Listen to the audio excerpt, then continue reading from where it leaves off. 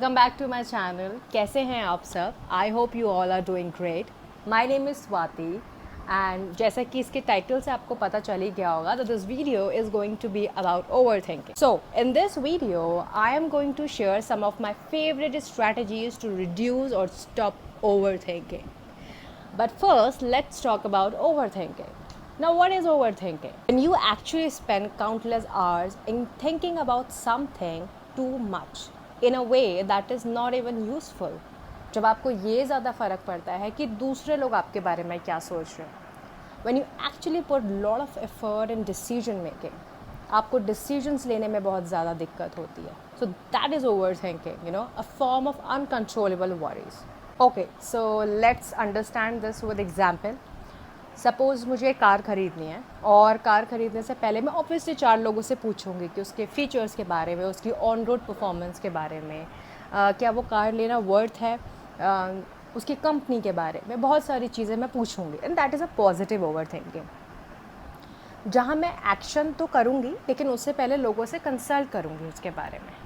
On the other hand, मैं पहले से ही अज्यूम करके बैठ जाऊंगी कि वो गाड़ी अच्छी नहीं है, वहाँ वो बंद हो जाएगी, वो बहुत महंगी है, उसके फ़ीचर्स अच्छे नहीं हैं, उसमें मेरा एक्सीडेंट हो जाएगा, मैं मर जाऊंगी. That is a negative over thinking.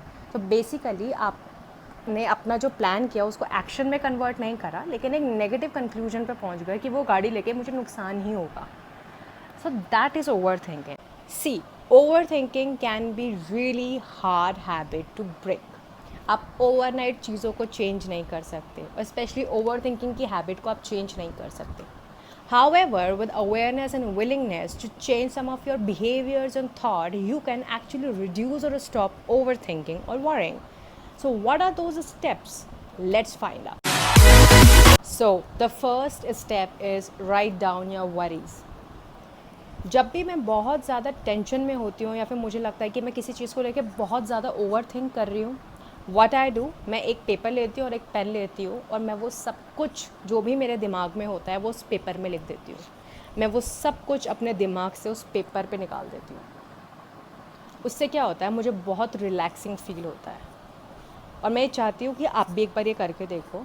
आपकी जितनी भी टेंशन्स हैं आप उसको एक पेपर पे लिख दो और आपको उसी समय अपना दिमाग इतना रिलैक्स लगेगा, आपको लगेगा एक्चुअली में मेरा दिमाग हल्का हो गया है और अब मुझे उसके बारे में सोचने की ज़रूरत नहीं है, क्योंकि आपने उसको अपने दिमाग से निकाल दिया है. चीज़ को अपने दिमाग से उस चीज़ को निकालना बहुत ज़्यादा इम्पॉर्टेंट है.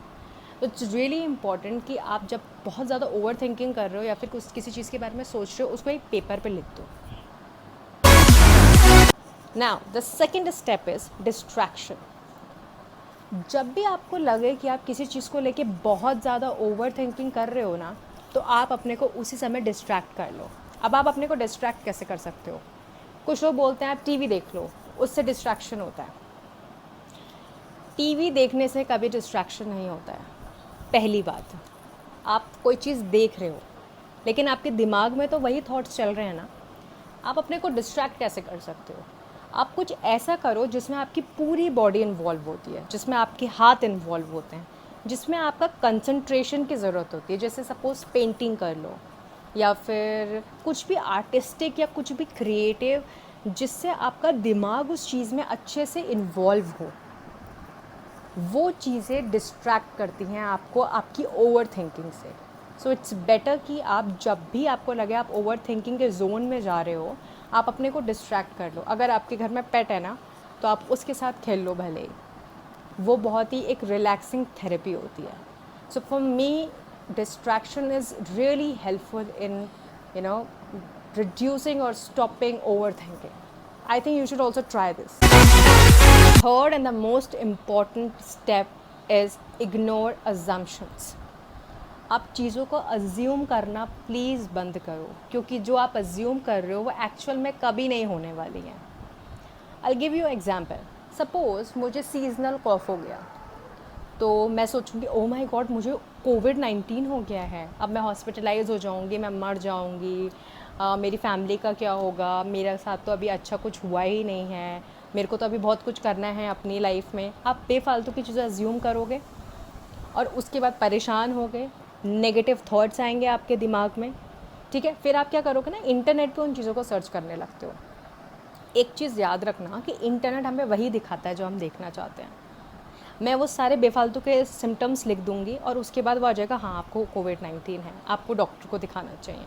उसके बाद मैं इतनी परेशान हो जाऊँगी, और अगर मैं सिंपल एक गार्गल कर लूँ, हो सकता है दूसरे दिन मैं ठीक हो जाऊँ। मेरे को ये चीज़ समझ में नहीं आएगी। लेकिन तो एक तो चीज़ों को अज्यूम करना बंद कर दो कि यार ऐसा होगा तो ऐसा हो जाएगा, वो चीज़ें कभी होने ही वाली नहीं है। आपको इस चीज़ को समझना होगा। आपको कुछ ये ऐसे स्टेप्स हैं जिनको अपनी लाइफ में एक्चुअली अप्लाई करना होगा। आपको खुद से देखना होगा कि एक्चुअली क्या ये कारगर है या नहीं है, क्योंकि मैंने अपनी लाइफ में ये चीज़ें अभी 1 महीना ही हुआ है मुझे सब कुछ करते हुए, बट मेरी लाइफ में इसके बहुत पॉजिटिव रिजल्ट्स आए हैं।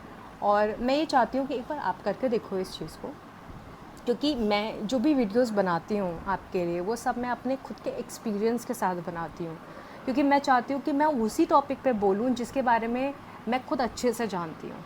सो इट्स बेटर कि आप कुछ ये स्टेप्स हैं जिनको फॉलो करो और देखो कि ओवर थिंकिंग की हैबिट ऐसा है कि मैं ये नहीं कहूँगी कि आपकी चली जाएगी, बट मैं ये कहूँगी कि हाँ कुछ हद तक आप उस चीज़ को कंट्रोल कर सकते हो। आपको अपने माइंड को कंट्रोल करना है, उस वो जो इतना फैलता जाता है चीज़ों को लेके, उसको काबू में करो थोड़ा सा। कि so this is it for the video. अगर आपको ये वीडियो पसंद आए तो please do like, comment and share to my video, और प्लीज़ सब्सक्राइब कर दो चैनल को। आपके आसपास जितने भी लोग हैं उनके साथ, सबके साथ शेयर करो इस वीडियो को, बिकॉज हम हर दूसरा इंसान है जो ओवर थिंकिंग की प्रॉब्लम से गुजर रहा है। मैं ये नहीं कहती कि इस वीडियो के वजह से ओवर थिंकिंग की प्रॉब्लम ख़त्म हो जाएगी, बट डेफिनेटली रिलीफ मिलेगा आपको।